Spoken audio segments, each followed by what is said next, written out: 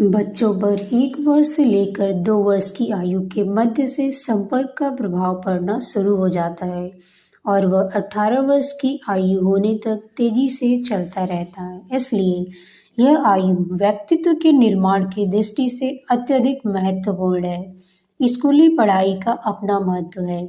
उसके पाठ्यक्रम से कई प्रकार की जानकारियां मिलती हैं, पर जहाँ तक स्वभाव का संबंध है, वह संपर्क से बनता बिगड़ता है। सहपाठियों से, अध्यापकों से बच्चा बहुत कुछ सीखता है। पाठ्य पुस्तकों का मूल्य उसकी तुलना में बहुत कम है। बच्चों का आरंभिक भाषा ज्ञान घर परिवार के लोगों द्वारा ही सीखने को मिलता है। घर के लोग जो भाषा बोलते हैं उसे बच्चे सहज ही सीख जाते हैं। तब तक न स्कूल जाते हैं और न पुस्तक पढ़ते हैं, पर भाषा ज्ञान परिवार का अनुकरण करके ही बालकों को उपलब्ध हो जाता है। कहीं कहीं घर वालों से एक और बाहर वालों से दूसरी भाषा बोलनी पड़ती है। ऐसी दशा में उन्हें दो भाषाओं में वार्तालाप करने में भी कठिनाई होती है। शब्दकोश को बड़ा बनाना और व्याकरण की त्रुटियों को निकालना, यह काम स्कूल में होता है, पर काम चलाऊ भाषा ज्ञान वे 3 वर्ष के होने तक सीख जाते हैं।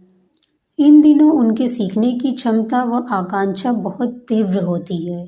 भाषा के अतिरिक्त रहन सहन, पहनाव, उड़ाव, खान पान आदि संबंधी ढेरों बातें हैं जो परिवार के लोगों द्वारा तथा साथी बच्चों से उन्हें सीखने को मिल जाती हैं। व्यक्तित्व की ढलाई का शुभारंभ यहीं से होता है। स्कूल जाने से पहले वे पड़ोस के बच्चों के साथ खेलने जाते हैं। इसमें उनके अनुकरण से ढेरों बातें सीखते हैं। अब स्कूली समय आ जाता है। इसमें वे आपस में अपने व्यक्तित्व की छाप दूसरों पर छोड़ते हैं। किताबें हर बच्चे की अलग अलग होती हैं। पढ़ते तो वे उन्हीं को हैं, पर क्लास का, स्कूल का वातावरण अलग ही होता है। इस सामूहिक परिवार का असाधारण प्रभाव एक दूसरे पर पड़ता है। इसमें सिखाया नहीं, सीखा जाता है। इसमें लड़के क्या करते हैं, इसको ढेरों तरह से वे देखते हैं और उनमें से जो आकर्षण लगती है उसकी नकल करते हैं। सहपाठियों की गतिविधियों में ढेरों आकर्षण लगते हैं, ढेरों अनाकर्षण। बिना किसी के कहे समझाए हुए भी आकर्षण गतिविधियों को लड़के एक दूसरे से ग्रहण करने लगते हैं। इस प्रकार परिवार पड़ोस की संस्कृति से बाहर निकलते ही स्कूली संस्कृति में प्रवेश पाते हैं। सीखने की द्रुतगामी पीढ़ी इस तीनों क्षेत्रों में इतना सीख लेती है जितना गुरुजनों के उपदेश या पाठ्य पुस्तकों का प्रशिक्षण भी उन्हें सिखा नहीं पाते। बात आरंभिक कक्षाओं की ही नहीं कही जा रही है। महत्वपूर्ण किशोरावस्था को माना जा रहा है। छोटे बच्चों में तेजस्विता नहीं होती। समझाने या धमकाने से अक्ल बदल जाती है, किंतु किशोरावस्था में नया रक्त होता है, नीच की बुद्धि होती है और नीच की पसंदगी। वे जो बात पसंद करते हैं उसके लिए आग्रही हो जाते हैं, रोकने पर अपना अपमान अनुभव करते हैं और विद्रोह पर उतर आते हैं। बड़ों से लड़ना झगड़ना नहीं बन पड़ता तो मौन हो जाना, रोटी न खाना, रूठ कर घर से चले जाना जैसे टेढ़े रास्ते अपनाते हैं। तर्क करने और विवेकपूर्वक किसी निष्कर्ष तक पहुंचने की क्षमता विकसित नहीं होती। सही बात के लिए समझाना, रोकना भी उन्हें अपमान लगता है। यह असमंजस भरी परिस्थिति ऐसी होती है जिससे सहसा समझ नहीं आता कि क्या किया जाए और क्या न किया जाए। छोटी आयु में शारीरिक गंदगी लपेटे रहने वाले, कटु या अश्लील वचन बोलने वाले, शिष्टाचार उल्लंघन करने वालों की संगति से बच्चों को दूर रखना चाहिए। ये आदतें छोटेपन में ही पीछे पड़ जाएं तो बड़ी आयु में पककर दुख देती हैं। भूख न होने पर भी बार बार खाना मांगनी, कुछ न कुछ सदा खाते ही रहने की आदत उनका पेट खराब करके तरह तरह की बीमारियां पीछे लगा देती हैं। साधारणतया किशोर बालकों से आशा की जाती है कि वे घर की स्थिति के अनुरूप मितव्ययिता से काम चलाएंगे, अमीर लड़कों के कुसंग से दूर रहेंगे, अपने में कोई दुर्व्यसन न पलने देंगे, अपना पूरा समय पढ़ने में लगाएंगे और अच्छे नंबरों से उत्तीर्ण होकर दिखाएंगे। बुद्धिमान और मेहनती लड़कों में अपनी गणना कराएंगे। घर के बड़े लोग यह आशा करते हैं कि वे अब बड़े हो गए हैं तो घर के छोटे मोटे कामों में उन्हें हाथ बटाना चाहिए, जिससे प्रतीत हो कि वे पारिवारिक उत्तरदायित्वों को समझते और उनमें हाथ बटाते हैं। अमीर घराने के लोगों के पास फालतू पैसा होता है, उस पैसे को शान के लिए खर्च करने में ही उनको बड़प्पन दिखता है, इसलिए वे हाथ खोल कर खर्च कर सकते हैं। किंतु गरीब एवं मध्यम घर के लड़कों की शान और बुद्धिमानी इसी में है कि अधिक परिश्रम और कम खर्च करें। ऐसे लड़कों को अमीर लड़कों की दोस्ती से बचना चाहिए, वह उन्हें महंगी पड़ेगी, व्यर्थ ही चापलूसी करनी पड़ेगी और उसके दुर्व्यसनों में भागीदार बनना पड़ेगा।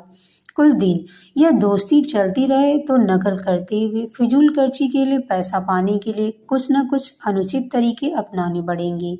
गरीब होते हुए भी जब अमीरों का स्वांग करना पड़ता है तो उसकी कीमत दुर्व्यसनों में, दुष्चरित्रता में चुकानी पड़ती है। इसलिए आरंभ से ही ध्यान रखना चाहिए कि छोटी आयु के गंदे लड़के अशिष्ट स्वभाव के लड़कों की संगति से बचाए जाएं और बड़ी उम्र के किशोर वय वालों को उद्धत अमीरों से दूर रखा जाए।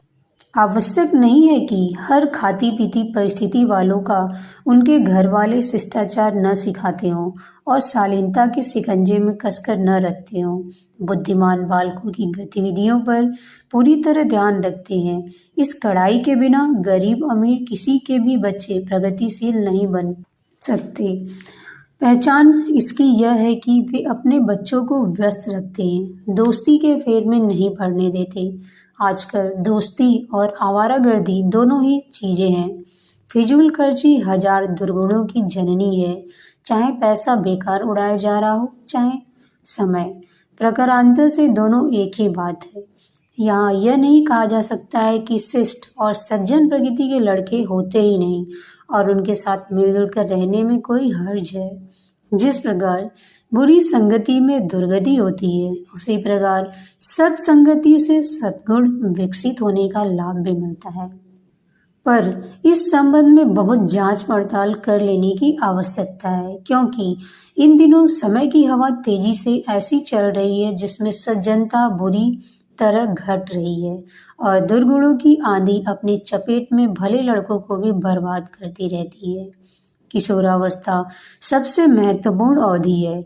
जो इन दिनों संभल जाते हैं वे आगे चलकर प्रशंसा के योग्य बनते हैं और प्रगतिशील। साथ ही साथ यह बात भी निश्चित है कि जिन्होंने उठती आयु बेसिलसिले गंवा दी, उनकी बाद में सुधरने की आशा बहुत कम रह जाती है। सादा जीवन प्रगतिशीलता का मंत्र है। यहाँ सादगी के साथ सज्जनता को भी जोड़े रखने की आवश्यकता है। यह जिम्मेदारी प्रधानतया अभिभावकों की है। वे जहाँ अपने बालकों को लाड प्यार करते हैं, वहाँ दूसरा उत्तरदायित्व उन्हीं के कंधों पर यह भी आता है कि उन्हें सुधारने की ओर पूरा ध्यान रखें। घर का वातावरण ऐसा बनावे जिससे आरंभ से ही उन्हें सुसंस्कार मिले। एक आंख प्यार की, एक आंख सुधार की रहे तो कोई कारण नहीं कि बच्चे दुर्गुणी बन सके। यह सोचना गलत है कि हमने बच्चों के लिए बहुत पैसा छोड़ रखा है, उन्हें कमाने के लिए कुछ करना न पड़ेगा। ध्यान रहे, दुर्गुणों के रहते दौलत रहती नहीं। जीवन में आदमी को कुछ न कुछ करना ही पड़ता है। बिना किए किसी का भी काम नहीं चलता। कोई व्यक्ति कमा नहीं रहा होगा तो अच्छे काम नहीं तो बुरे काम कर रहा होगा। बुजुर्गों की छोड़ी दौलत पोखर के समान है। जिंदगी ऐसी होनी चाहिए जैसे झरना, चाल तेज न हो मंद सही, किंतु आदमी को निरंतर सक्रिय रहना चाहिए। ध्यान रखना चाहिए कि यह सक्रियता यदि सज्जनता से जुड़ी हुई न होगी, सद्गुणों का उसमें समावेश न होगा, तो फिर पतन और पराभव कहीं न कहीं से आकर घेर लेगा। मनुष्य सब एक जैसे हैं, आकृति से नहीं प्रकृति में अंतर पाया जाता है। जब गाय भैंस, घोड़े गधे, भेड़ बकरी आदि मिलती जुलती आकृति में होते हैं तो कोई कारण नहीं कि मनुष्य के बीच चेहरे के यत्किंचित अंतर के अतिरिक्त और कोई बड़ा अंतर हो। अंतर प्रकृति का होता है, जिसके कारण एक महात्मा गांधी और दूसरा दर दर ठुकराए जाने वाला चोर उचक्का बन जाता है। यह प्रकृति ईश्वरकृत नहीं मनुष्यकृत है। गुण, कर्म, स्वभाव के समन्वय को ही संस्कार कहते हैं। यही संस्कृति किसी की उन्नति और अवनति का मूलभूत कारण बनती है। संस्कारी बनाना अभिभावकों का काम है। शरीर भ्रूण के रूप में आता है, पिता के संयोग से बनता है। शिक्षा एवं संपत्ति की व्यवस्था भी अभिभावक करते हैं। यहाँ यह भी ध्यान रखने योग्य बात है कि संस्कार भी उन्हें ही बताने चाहिए। इसके लिए सत्संगति सबसे आवश्यक है। कुसंग से बचना और सत्संग का सुयोग जुटाना जो जानते हैं, समझना चाहिए कि अभिभावक की जिम्मेदारी निभाना उन्हीं को आता है। संतान के सच्चे अर्थों में शुभचिंतक वही है। धन्यवाद। वाङ्मय 63 हमारी भावी पीढ़ी और उसका नव